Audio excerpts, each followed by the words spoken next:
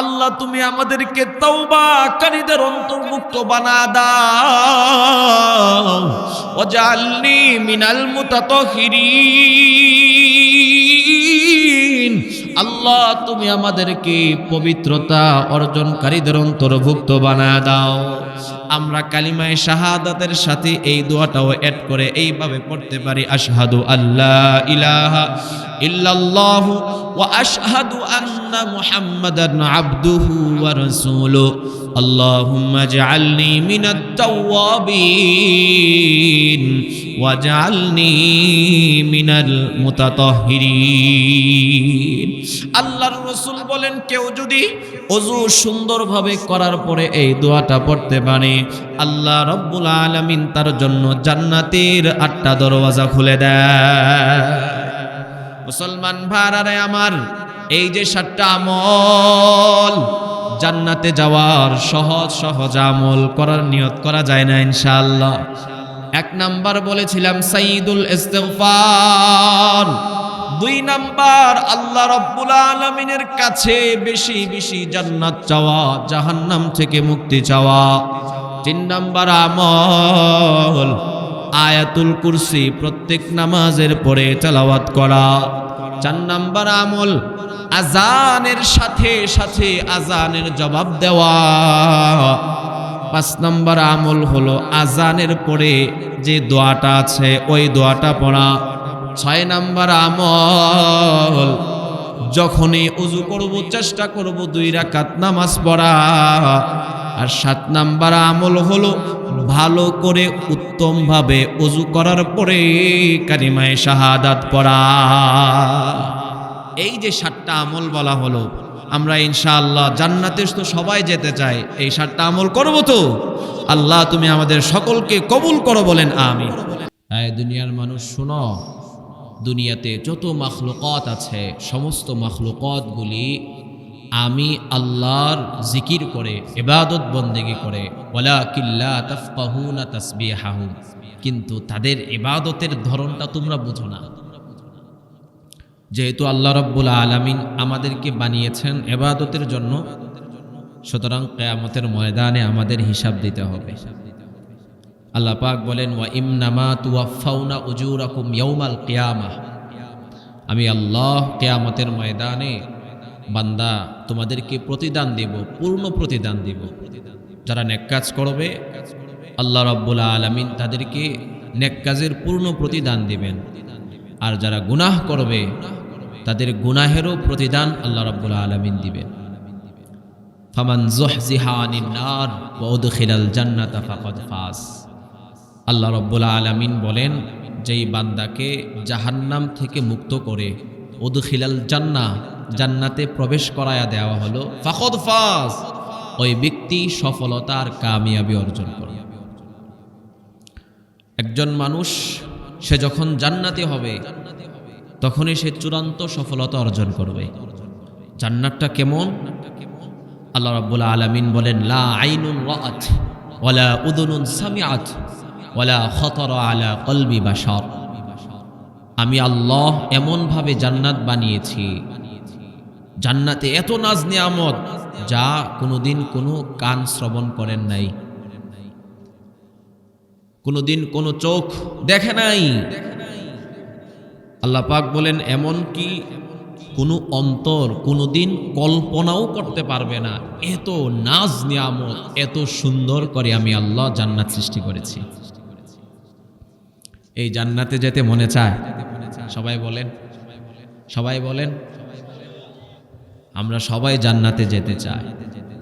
তো জান্নাতে যাওয়ার কিছু আমল আছে। জান্নাতে যাওয়ার 6টা আমল, অনেক আমল। এর মধ্য থেকে আমি বাছাই করে 6টা আমলের কথা বলবো, শুনবেন তো সবাই? না আবার আমাকে রেখে চলে যাবেন। জান্নাতে যাওয়ার 1 নাম্বার আমল হলো সাইয়্যিদুল ইস্তিগফার। বেশি বেশি করে এই সাইয়্যিদুল ইস্তিগফার পাঠ করা। মুসলমান ভাইরা আমার,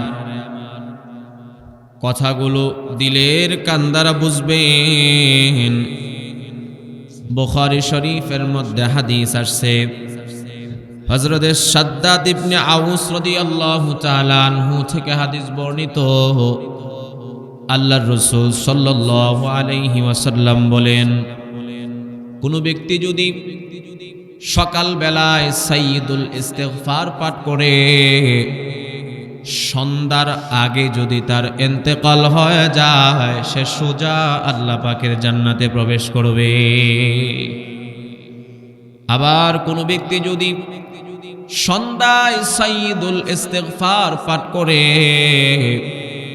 সকালের আগে যদি বান্দার ইন্তেকাল হয়ে যায়, সেও আল্লাহ রাব্বুল আলামিনের জান্নাতে প্রবেশ করবে।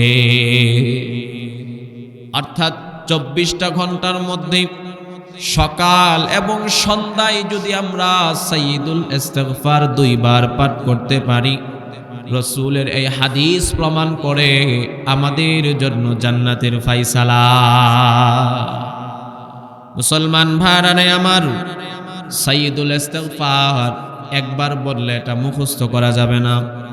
আমি একবার বলে দিচ্ছি, আপনারা নিজ নিজ জায়গা থেকে এটাকে সবাই মুখস্থ করে ফেলবেন। ইমাম সাহেবের কাছ থেকে বা মাদ্রাসায় গিয়ে এটা মুখস্থ করতে পারেন। সাইয়্যিদুল ইস্তিগফার, আল্লাহর রাসূল বলেন, আল্লাহুম্মা আনতা রাব্বি লা ইলাহা ইল্লা আনতা খলাকতানি ওয়া আনা আবদুক ওয়া আনা আলা আহদিকা ওয়া ওয়াদিকা মাস্তাতাতুক আবুউ লাকা বিনি'মাতিকা আবুউ লাকা বিযামবি ফাগফিরলি ফাইন্নাহু লা ইয়াগফিরুয যুনুবা ইল্লা আনত আউযু বিকা মিন শাররি মা সানাত। এটা হলো সাইয়্যিদুল ইস্তিগফার। একবার বলে দিলাম, আলেমদের কাছ থেকেই সাইয়্যিদুল ইস্তিগফারটা মুখস্থ করে নেবেন। পয়গম্বর বলেন, যারা সকাল বেলায় একবার সাইয়্যিদুল ইস্তিগফার পাঠ করবে, সন্ধ্যায় একবার সাইয়্যিদুল ইস্তিগফার পাঠ করবে, আল্লাহ রাব্বুল আলামিন 24টা ঘন্টার মধ্যে যখনই তার ইন্তেকাল হয়, সোজা তাকে জান্নাতে প্রবেশ করায়া দিবে। এটা আমরা সবাই শিখার নিয়ত করতে পারি না ইনশাআল্লাহ। সাইয়্যিদুল ইস্তিগফার 1 নাম্বার আমল, জান্নাতে যাওয়ার 2 নাম্বার আমল, আল্লাহ রাব্বুল আলামিনের কাছে বেশি বেশি করে জান্নাত চাওয়া, জাহান্নাম থেকে মুক্তি চাওয়া। কিভাবে জান্নাত চাইবেন, কিভাবে জাহান্নাম থেকে মুক্তি চাইবেন, কোরআন হাদিসে বিভিন্ন দোয়া আমাদেরকে শিক্ষা দেওয়া হয়েছে। কোরআনের মধ্যে প্রশিক্ষিত একটা দোয়া, যেটা আমরা মোটামুটি সবাই পারি, এই দোয়াটা বেশি বেশি পড়তে পারি। রব্বানা আতিনা ফিদ দুনিয়া হাসানা ওয়া ফিল আখিরাতি হাসানা ওয়া কিনা আযাবান নার।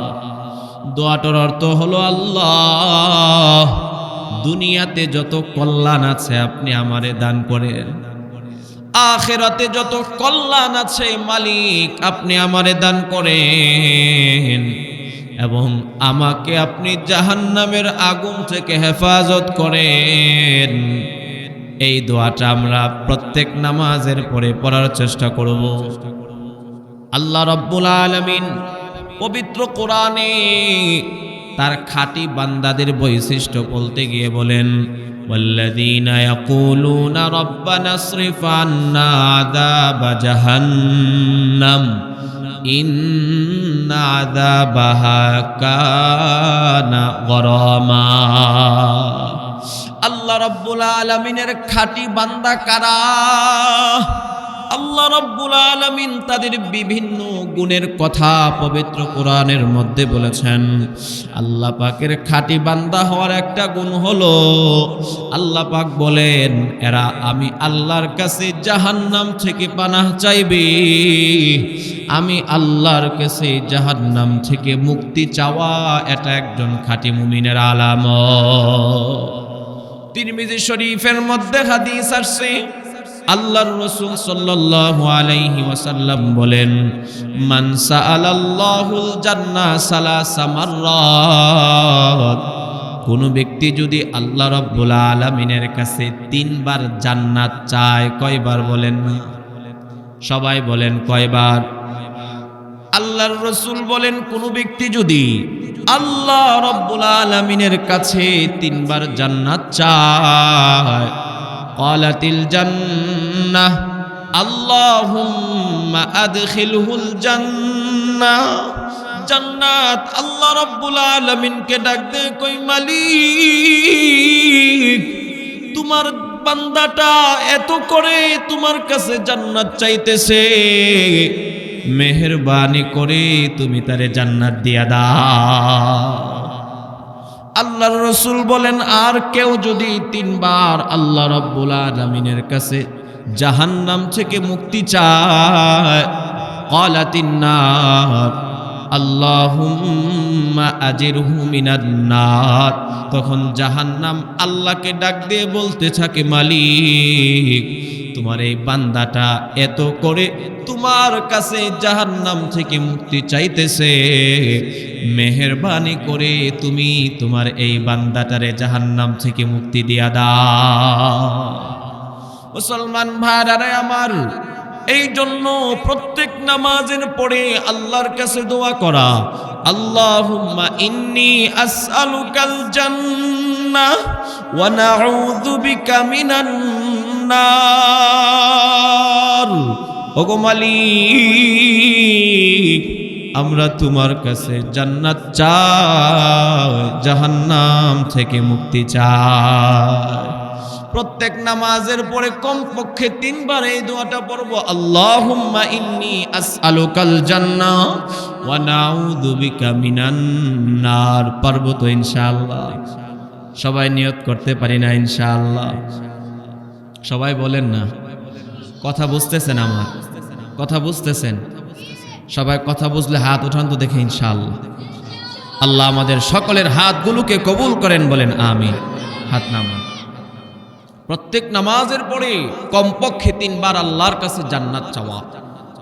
কিন্তু আমাদের অবস্থা এমন হয়ে গিয়েছে, কিছু মানুষ আছে যখন ইমাম সাহেব সালাম ফিরায় পিছনের দিকে তাকাইতে থাকে কোনো ফাঁকা জায়গা আছে কিনা।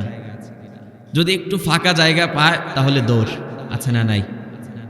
এত তাড়াহুড়া করা যাবে না। মসজিদে কিছু সময় ব্যয় করা। বুখারী শরীফের মধ্যে হাদিস আসছে, আল্লাহর রাসূল সাল্লাল্লাহু আলাইহি ওয়াসাল্লামকে প্রশ্ন করা হয়েছে, ইয়া রাসূলুল্লাহ, আল্লাহর কাছে কোন সময়ের দোয়াটা বেশি প্রিয়?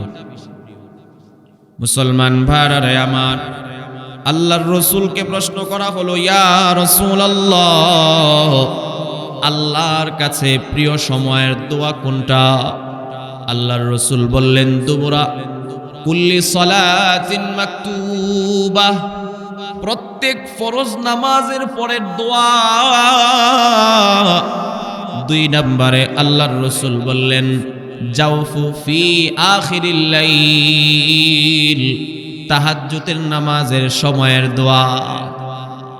1 নম্বর আল্লাহর রাসূল বললেন, প্রত্যেক নামাজের ফরজের পরের যে দোয়া। 2 নম্বর তাহাজ্জুদের সময়ের দোয়া। এই 2টা দোয়া আল্লাহর কাছে বড় পছন্দনীয়। এই জন্য এই 2টা সময় আল্লাহর কাছে বেশি বেশি করে দোয়া করা চায়। তো বলতেছিলাম, জান্নাতে যাওয়ার 2 নাম্বার আমল হলো আল্লাহর কাছে বেশি বেশি করে জান্নাত চাওয়া, জাহান্নাম থেকে মুক্তি চাওয়া।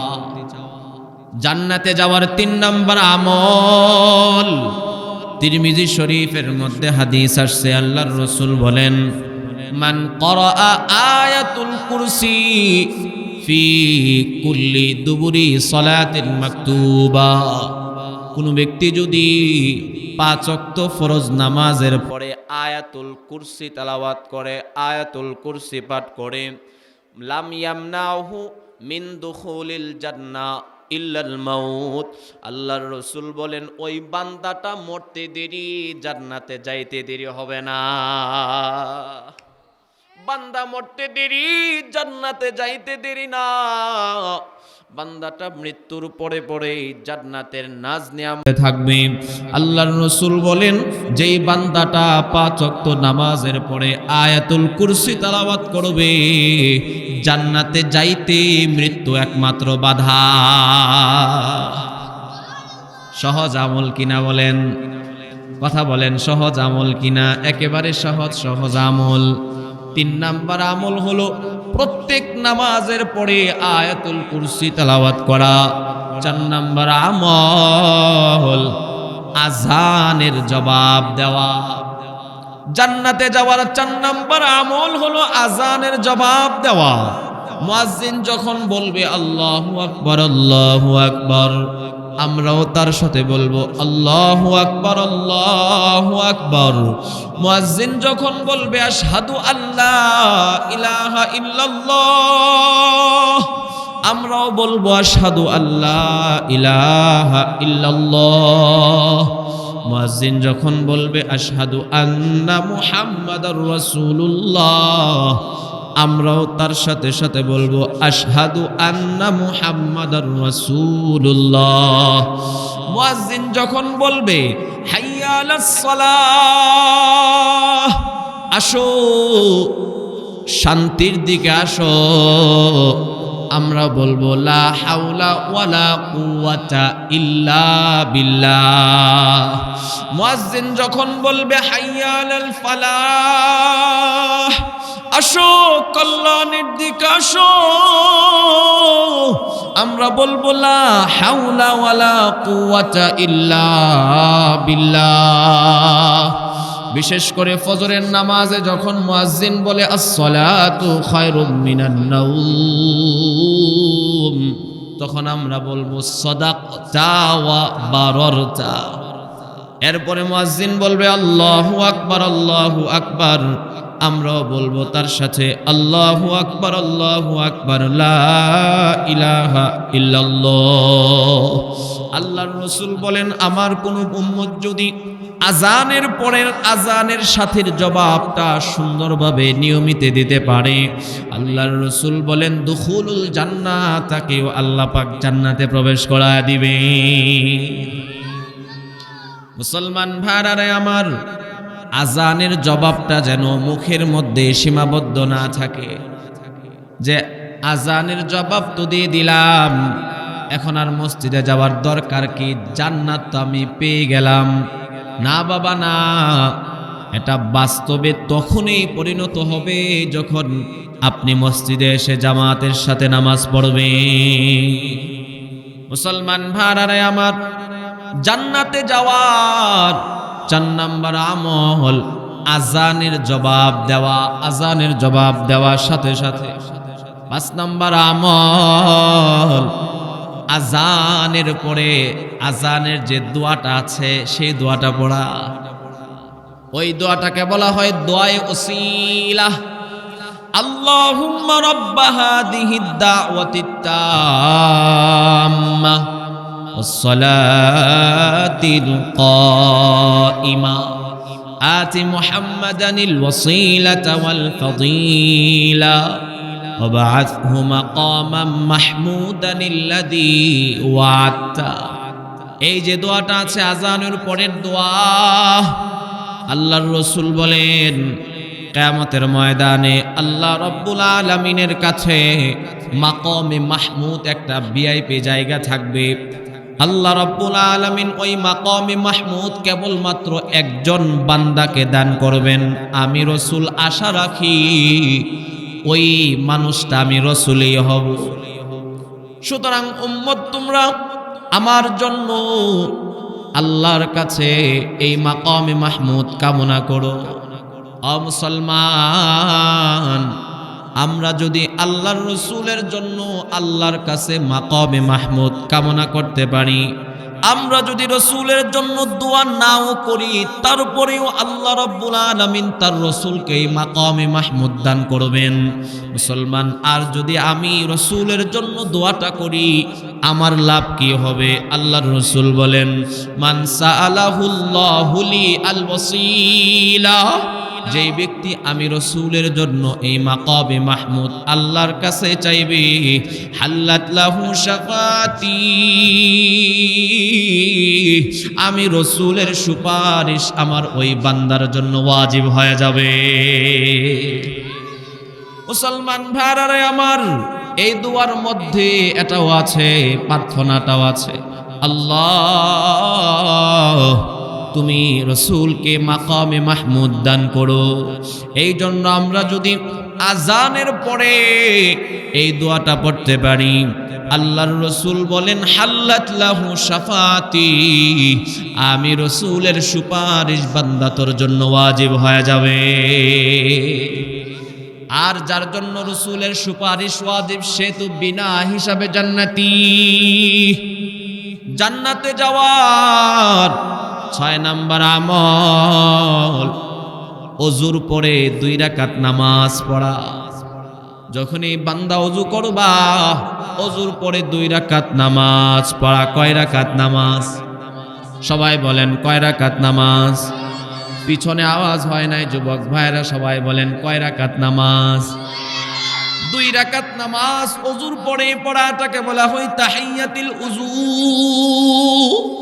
এই তাহিয়াতুল উযু পড়ার কত ফায়দা! বুখারী শরীফের মধ্যে হাদিস আসছে, আল্লাহর রাসূলকে আল্লাহ রাব্বুল আলামিন যখন মেরাজের মধ্যে নিলেন, মেরাজের মধ্যে আল্লাহ রাব্বুল আলামিন রাসূলকে জান্নাতও দেখিয়েছেন, জাহান্নামও দেখিয়েছেন। আল্লাহর রাসূল জান্নাতের মধ্যে গিয়ে লক্ষ্য করেন কার যেন হাঁটার শব্দ জান্নাতের মধ্যে শোনা যায়।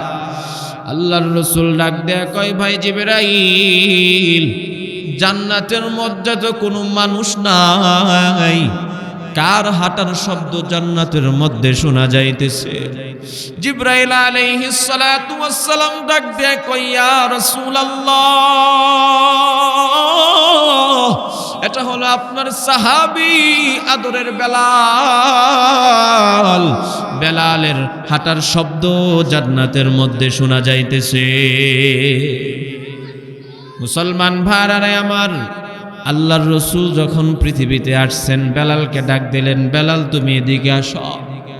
বেলালকে ডাক দেয়া কয়, বেলাল, ইসলাম ধর্ম গ্রহণ করার পরে তুমি কি এমন আমল করেছ? তোমার হাঁটার শব্দ তো আমি জান্নাতের মধ্যে শুনেছি। বেলাল 2টি চোখের পানি ছেড়ে ডাক দেয়া কয়, ইয়া রাসূলুল্লাহ, আমার তেমন কোনো আমল নাই, তেমন কোনো আমল নাই, তবে আমি নিয়মিত একটা আমল করি। যখনই আমি ওযু করি তখনই 2 রাকাত নামাজ পড়ি। ওযু করার পরে 2 রাকাত নামাজ আমি নিয়মিত পড়ি। আল্লাহর রাসূল ডাক দেয়া কই, বেলাল, আমার বুঝতে আর বাকি নাই, তোমার এই আমলটা আল্লাহ রাব্বুল আলামিনের কাছে এতটাই পছন্দনীয় হয়েছে, যার কারণে বেলাল তুমি হাঁটো দুনিয়ার জমিনে, আর তোমার হাঁটার শব্দ শোনা যায় 7 আসমানের উপরে জান্নাতে। মুসলমান ভাইরা আমার, জান্নাতে যাওয়ার 6 নাম্বার আমল ওযু যখন করব তখনই 2 রাকাত নামাজ পড়া। এখন বলতে পারেন হুজুর, ওযু করার পরে অনেক ব্যস্ততা থাকে, প্রত্যেক সময় কি ওযু করার পরে নামাজ পড়া যাবে? বাবা, আপনি যদি ওযু করার পরে ইয়াকিনের সাথে 2 রাকাত নামাজ পড়ে আপনার কর্ম শুরু করেন, বাবা ইনশাআল্লাহ বলে বলতেছি, এই 2 রাকাত নামাজ পড়ার কারণে আল্লাহ পাক আপনার ওই কাজের মধ্যে ভরপুর বরকত দান করবে। মুসলমান ভাইরা আমার, জান্নাতে যাওয়ার 7 নাম্বার আমল ওযু করার পরে কালিমায়ে শাহাদাত পড়া। সহজ আমল কিনা? সহজ সহজ আমল। বুখারী শরীফের মধ্যে হাদিস আসছে, আল্লাহর রাসূল সাল্লাল্লাহু আলাইহি ওয়াসাল্লাম বলেন, মান তাওয়াজ্জা উযুআন, কোন ব্যক্তি যদি সুন্দরভাবে ওযু করে, খুব গুরুত্ব সহকারে ওযু করে, বিশেষ করে এখন শীতের সময় অনেক জায়গায় পানি ঢালার পরেও পশমের গোড়ায় পানি পৌঁছায় না, এই জন্য একটু ডলা দেওয়া, ডলা পয়গম্বর বলেন, আমার কোন উম্মত যদি উত্তম রূপে সুন্দর করে ওযু করে,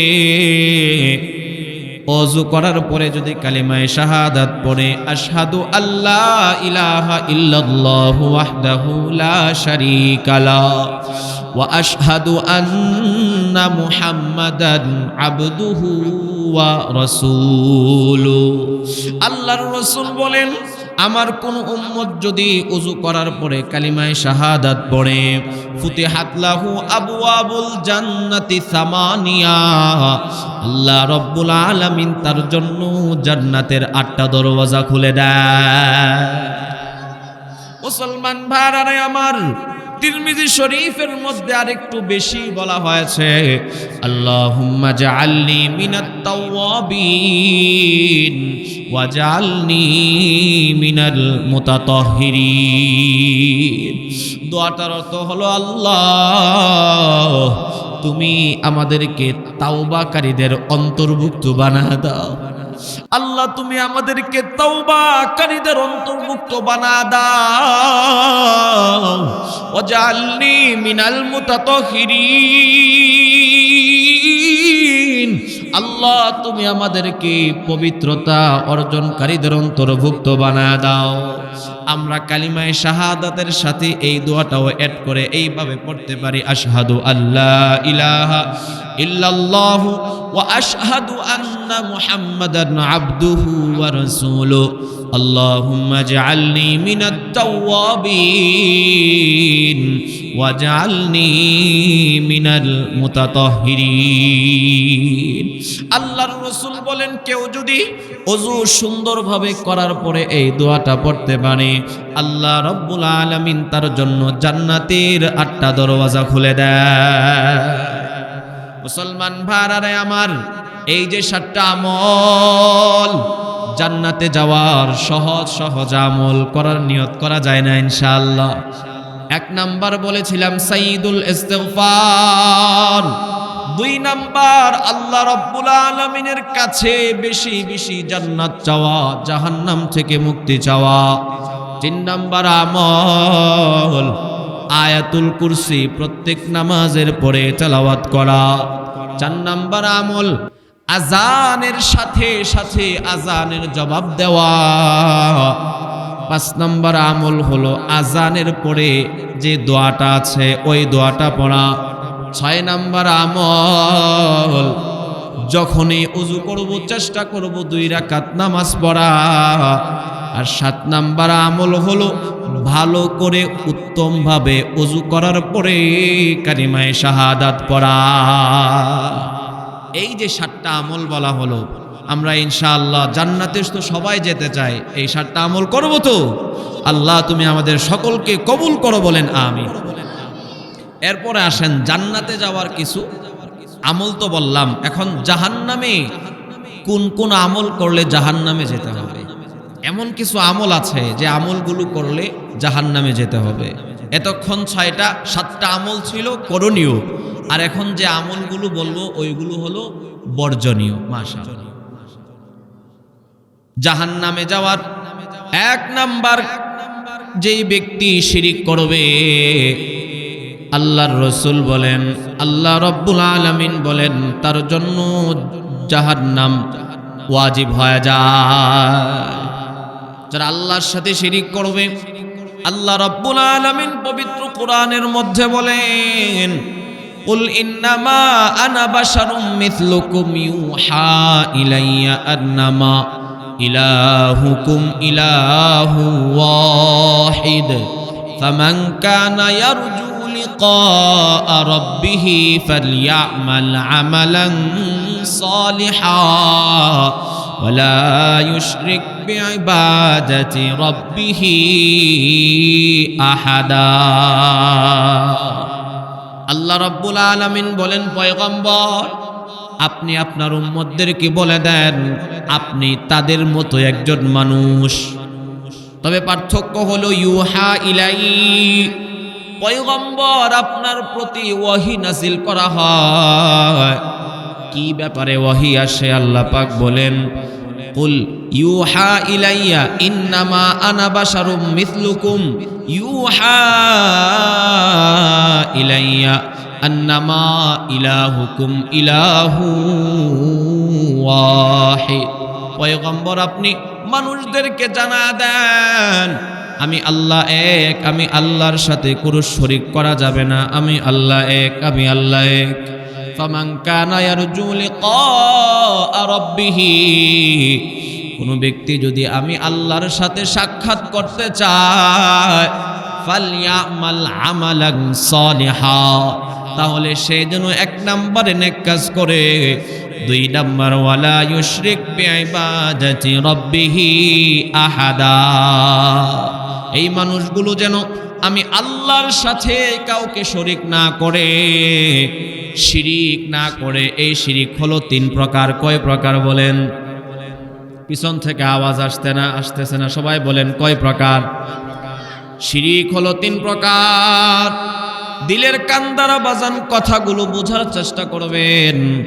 1 নাম্বার শিরিক হলো শিরিক ফিল ইবাদা, 2 নাম্বার হলো শিরিক ফিস সিফাত, 3 নাম্বার হলো শিরিক বিজাত। 1 নাম্বার শিরিক হলো শিরিক ফিস জাত, আল্লাহর সত্তার সাথে শিরিক করা, আল্লাহর সত্তার সাথে শিরিক করা। যেমন কেউ মনে মনে চিন্তা করলো আল্লাহ রব্বুল আলামিন একজন নয়, আল্লাহর সাথে আরো অনেক আল্লাহ আছে, এটা হলো আল্লাহর ইবাদ, আল্লাহর জাতের সাথে শিরিক। 2 নাম্বার হলো আল্লাহ রব্বুল আলামিনের সিফতের সাথে শিরিক করা। যেমন আল্লাহ রব্বুল আলামিন হলেন রাজ্জাক, রিজিক দান করার একমাত্র মালিক কে? রব্বুল আলামিন হলেন রাজ্জাক। এখন কেউ যদি মনে করে আমাকে অমুকে রিজিক দেয়, তাহলে সে আল্লাহর সিফতের সাথে শিরিক করলো। আল্লাহ রব্বুল আলামিন মানুষকে সন্তান দেন, সন্তান একমাত্র কে দান করেন? সবাই বলেন সন্তান কে দান করেন? এখন কেউ যদি মনে করে সন্তান আমারে অমুকে দান করেছেন, তাহলে সে আল্লাহর সিফতের সাথে শিরিক করলো। 3 নাম্বার হলো শিরিক ফিল ইবাদা, আল্লাহর ইবাদতের ক্ষেত্রে শিরিক করা। যেমন সেজদা দেওয়ার উপযুক্ত একমাত্র কে? আওয়াজ হয় না, আরো জোরে বলেন কে? সেজদা মুসলমান একমাত্র আল্লাহকে দিবে। আল্লাহর রসুলকে পর্যন্ত সেজদা দিতে আল্লাহর রসুল নিষেধ করেছেন। এখন কোনো ব্যক্তি যদি সেজদা গিয়ে কোনো মাজারে দেয় অথবা কোনো বাবার পায়ে গিয়ে সেজদা দেয়, তাহলে সে আল্লাহর ইবাদতের ক্ষেত্রে শিরিক করলো। এই 3 প্রকার শিরিক। 1 নাম্বার হলো শিরিক বিজাত, 2 নাম্বার হলো শিরিক ফিল ইবাদা, 3 নাম্বার হলো শিরিক বিস সিফাত। এই 3 প্রকার শিরিক থেকে আমাদেরকে বেঁচে থাকতে হবে। মুসলমান যারা শিরিক করবে, আল্লাহ রাব্বুল আলামিন বলেন ফাকাদ হারামাল্লাহু আলাইহিল জান্নাহ, আমি আল্লাহ তাদের জন্য জান্নাতকে চিরতরে হারাম করে দিব। মুসলমান ভাইরা আমার, 2 নাম্বার হলো সুগুলখুরি করা। কি করা বলেন? সবাই বলেন, ঠোঁট নাড়ায়া নাড়ায়া বলেন কি করা? পিছন থেকে বলেন কি করা? সুগুলখুরি করা, সুগুলখুরি করা। সুগুলখুরি কাকে বলে? বিশৃঙ্খলা সৃষ্টির জন্য একজনের কথা গিয়ে আরেকজনের কাছে লাগানো, এটাকেই শিরিক, এটাকেই সুগুলখুরি বলে। মুসলমান ভাইরা আমার, বিশৃঙ্খলা সৃষ্টির উদ্দেশ্যে একজনের কথা আরেকজনের কাছে গিয়ে বলা, এটাকে সুগুলখুরি বলে। সুগুলখুরি উদাহরণস্বরূপ মনে করুন মসজিদের সভাপতি আর কেশিয়ার। মসজিদের সভাপতির কাছে গিয়ে এক ব্যক্তি বলতেছে, আপনি কেশিয়ারকে এত সম্মান করেন, এত ভালোবাসেন, এত ইজ্জত দেন, অথচ আপনার পিছনে কেশিয়ার আপনার বিরুদ্ধাচরণ করে, আপনার সমালোচনা করে। মসজিদের সভাপতি সাহেব মনে মনে চিন্তা করলো, কি ব্যাপার? আমি ক্যাশিয়ারকে তো সম্মান করি, দেখা হলে সালাম দেয়, দোকানের পাশে দেখা হলে চা খাওয়ায়, অথচ ক্যাশিয়ার আমার বিরুদ্ধে সমালোচনা করে, আচ্ছা ওরে আমি দেখতেছি, আগুন লাগায়া দিল। আবার এই লোকটাই ক্যাশিয়ারের কাছে গিয়ে বলতেছে, ক্যাশিয়ার সাহেব, আপনি দেখলাম সভাপতিকে অনেক মোহাব্বত করেন, ভালোবাসেন, অথচ আজকে আপনার কথা বলতে যাওয়া আপনার কথা বলার কারণে ক্যাশিয়ার সাহেব সভাপতির কাছে আপনার কথা বলার কারণে আপনার ব্যাপারে এমন এমন কথা বলেছে, আপনার ব্যাপারে এমন খারাপ কথা বলেছে, যা একজন মানুষ একজন কিভাবে থাকেন। মুসলমান, এই যে দুইজনের মধ্যে ভিতরে আগুন লাগায়া দিল, এটাকেই বলা হয় চুগলখুরি। আল্লাহর রাসূল বলেন, লা ইয়াদখুলুল জান্নাতা কাত্তাত, যারা চুগলখুরি করবে এরা আল্লাহ পাকের জান্নাতে প্রবেশ করবে না। বুখারী শরীফের মধ্যে হাদিস আসছে, আল্লাহর রাসূল সাল্লাল্লাহু আলাইহি ওয়াসাল্লাম মাররা কবরাতাইন, দুইটা কবরের পাশ দিয়ে আল্লাহর রাসূল হেঁটে যাইতেছেন। ক্বাল ইন্নাহুমা ইউআদ্দিবান, সাহাবায়ে কেরামদেরকে আল্লাহর রাসূল বললেন, এই দুইটা কবর যে দেখতেছো, দুইটা কবরের মধ্যে আযাব হইতেছে। ওয়া ইম্মা ইউআদ্দিবানি ফি কাবীর, তবে তাদের কবরের মধ্যে যে আযাব হইতেছে, বড় কোনো কারণে তাদের কবরের মধ্যে আযাব হইতেছে না। যে গুনাহ থেকে বাঁচা তাদের জন্য খুব কঠিন, হয়তো এইরকম কোন গুনাহের কারণে তাদের কবরের মধ্যে আযাব হইতেছে না। আম্মা হাদা ফাকানা লা ইস্তাতিউ মিন বাউলিহি, একজনের কবরে যে আযাব হইতেছে, সে প্রস্রাবের ছিটা থেকে বেঁচে থাকতো না। ওয়া আম্মা হাদা ফাকানা ইয়ামশি মিন নামিমা, আরেকজনের কবরে যে আযাব হইতেছে, সেই মানুষের চুগলখুরি করে বেড়াইতো। একজন প্রস্রাবের ছিটা থেকে বেঁচে থাকতো না, আরেকজন অন্যের চুগলখুরি করত। মুসলমান, আমাদেরকে এই চুগলখুরি থেকেও বেঁচে থাকতে হবে এবং প্রস্রাবের ছিটা থেকেও বেঁচে থাকতে হবে। প্রস্রাবের ছিটা থেকেও আমাদেরকে বেঁচে থাকতে হবে। অনেক সময় যুবক ভাইরা মসজিদের পাশ দিয়ে হেঁটে যায়, যদি বলা হয় ভাই নামাজ পড়তে আসেন, কয় হুজুর কাপড়টা ভালো না, মানে সে প্রস্রাবের ছিটা থেকে হেফাজতে থাকে না। মুসলমান, মুসলমানের সন্তান মোবাইল 3টা 4টা পকেটে রাখতে পারে, 1-2টা টিস্যু পকেটে রাখার তৌফিক হয় না। এই হলো মুসলমানের অবস্থা। আমাদের কি পবিত্র থাকা লাগবে। আল্লাহর রাসূল বলেন, আত-তুহুর শাতরুম মিনাল ঈমান, পবিত্রতা এটা ঈমানের একটা অংশ। যারা বিধর্মী আছে এদের কাছে পবিত্রতার কোনো দাম নাই, এদের কাছে শুধু পরিচ্ছন্নতা। আর ইসলাম পবিত্রতারও গুরুত্ব দিয়েছেন, আবার পরিচ্ছন্নতারও গুরুত্ব দিয়েছেন। মুসলমান ভাইরা আমার, জাহান্নামের 2 নাম্বার আমল হলো, জাহান্নামে যারা যাবে 2 নাম্বার আমল হলো বাজান চুগলখুরি করা, চুগলখুরি করা। 3 নাম্বার আমল, যারা একাধিক স্ত্রী থাকার পরেও একাধিক স্ত্রীর সাথে সমতা রক্ষা করে না, একজনের হক সুন্দরভাবে আদায় করে, আরেকজনের হক সুন্দরভাবে আদায় করে না। আল্লাহর রাসূল বলেন, তারা এমন অবস্থায় আল্লাহ রাব্বুল আলামিনের সামনে দাঁড়াবে, শিকুহু মাইলুন, আল্লাহর রাসূল বলেন তাদের একটা কাঁধ ভাঙ্গা থাকবে। হাসরের মানুষগুলো তাদের দিকে তাকাইলেই বুঝতে পারবে এরা স্ত্রীদের হক সুন্দরভাবে আদায় করে নাই।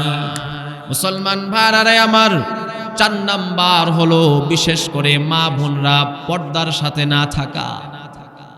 মুসলমান, আল্লাহর রাসূল বলেন কিছু মহিলা এমন বের হবে, তারা পোশাক পরার পরেও উলঙ্গ থাকবে এমন টাইট ফিট পোশাক বর্তমানে অনেক মা বোনরা পরে, তাকাইলে বোঝা যায় তার কোন জায়গায় কি আছে। মুসলমান ভাইরা আমার, যারা এরকম ভাবে বেপরদায় রাস্তাঘাটে চলাফেরা করবে, আল্লাহর রাসূল বলেন লা ইয়াদখুলুল জান্নাহ, এরা তো জান্নাতে যাবেই না, ওয়ালা ইয়াজিদ রিহাহা, এবং তারা জান্নাতের ঘ্রাণও পাবে না। মুসলমান ভাইরা আমার, 5 নাম্বার গুনাহ আত্মীয়দের সাথে সম্পর্ক বিচ্ছিন্ন করা। আত্মীয়দের সাথে সম্পর্ক বিচ্ছিন্ন করা। আল্লাহ পাক হাদিসে কুদসির মধ্যে বলেন, মান ওয়াসালানি ওয়াসালাক।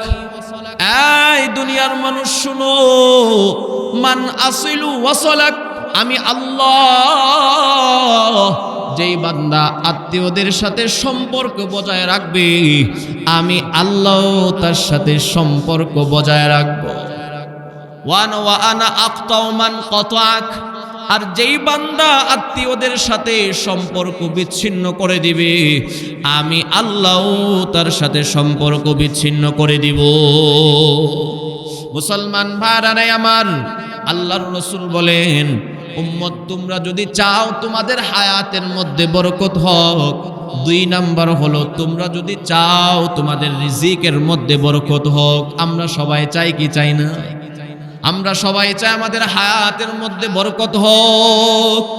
আমরা সবাই চাই আমাদের রিজিকের মধ্যেও বরকত হোক। আল্লাহর রাসূল বলেন, ফালিয়াসিল রিহমাহু, যেই বান্দা চাই তার হায়াতের মধ্যে বরকত হোক, যেই বান্দা চাই তার রিজিকের মধ্যে বরকত হোক, সে যেন তার আত্মীয়দের সাথে সুসম্পর্ক বজায় রাখে।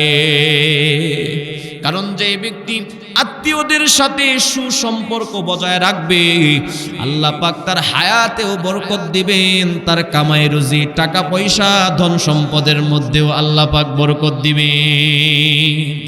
আল্লাহর রাসূল বলেন, আত্মীয়দের সাথে সম্পর্ক বজায় রাখার অর্থ এই নয় যে কোনো আত্মীয় যদি আমার সাথে সম্পর্ক বজায় রাখে আমিও তার সাথে সম্পর্ক বজায় রাখবো, আর কোনো আত্মীয় যদি আমার সাথে সম্পর্ক বিচ্ছিন্ন করে দেয় আমিও তার সাথে সম্পর্ক বিচ্ছিন্ন করে দিব। আল্লাহর রাসূল বলেন, লাইসাল মুকাফি, এটাকে আত্মীয়দের সাথে সম্পর্ক বজায় রাখা বলে না, বরং আত্মীয়দের সাথে সম্পর্ক বজায় রাখা ওই জিনিস। আল্লাহর রাসূল বলেন, তোমার কোনো আত্মীয় তোমার সাথে সম্পর্ক বিচ্ছিন্ন করে দিল আর তুমি গিয়ে তার সাথে সম্পর্ক জোড়ায়া দিলা, আল্লাহর রাসূল বলেন, যারা বিচ্ছিন্ন করবে তাদের সাথে যারা সম্পর্ক জোড়ায়া দিবে, এটাই হলো আত্মীয়দের সাথে সুসম্পর্ক বজায় রাখা। মুসলমান ভাইরা আমার, আজকে সামান্য একটু কারণে, স্বার্থের কারণে মুসলমান তার বাবা মায়ের সাথে আত্মীয়তার সম্পর্ক বিচ্ছিন্ন করে ফেলে, আপন ভাই বোন চাচা ভাতিজার সাথে সম্পর্ক বিচ্ছিন্ন করে ফেলে, আত্মীয় স্বজনের সাথে সম্পর্ক বিচ্ছিন্ন, বিপদে পড়লে তাদের বিপদে গিয়ে আসে না, সাহায্য সহযোগিতাও করে না। এমনকি অবস্থা তো এমন হয়ে গিয়েছে, একজন আপন বাবা পর্যন্ত বিপদে পড়লে তাকে আরো বেশি কিভাবে বিপদগ্রস্ত করা যায় এই জন্য সন্তান চিন্তা করে। এমন সন্তান আছে না নাই? আপন ভাই বিপদে পড়েছে, তাকে কিভাবে আরো বেকায়দায় ফেলানো যায় এই জন্য আপন বড় ভাইয়ের টেনশন। এই রকম ভাবে যারা আত্মীয়দের সাথে সম্পর্ক ছিন্ন করবে, আল্লাহর রাসূল বলেন, লা ইয়াদখুলুল জান্নাতা কাতা, যারা আত্মীয়দের সাথে সম্পর্ক ছিন্ন করবে তারা জান্নাতে প্রবেশ করবে না।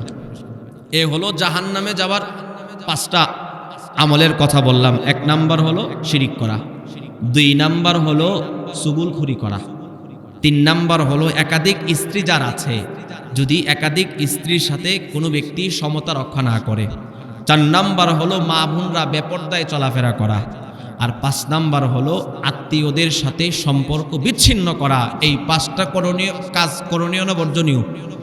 কথা বলেন, করণীয় না বর্জনীয়?